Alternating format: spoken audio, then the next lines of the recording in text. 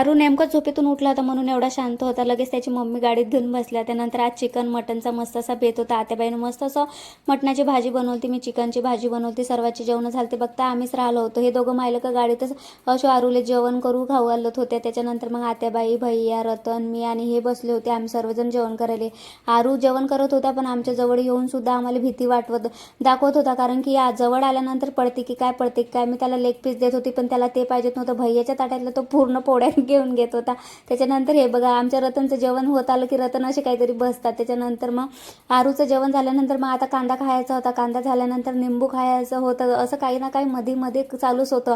मस्त असं त्याला निंबू अजिबात ते आंबट कडू काहीच नव्हतं लागत. मस्त खात होतं. त्याच्यानंतर टोपी वगैरे घालून पाहिली.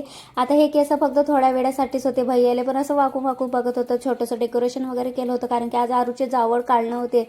त्याच्यामुळे फक्त आता हा एवढाच शांत होता. आम्ही थोडंफार डेकोरेशन वगैरे केलं. मामाजी इथं झोपलेले होते.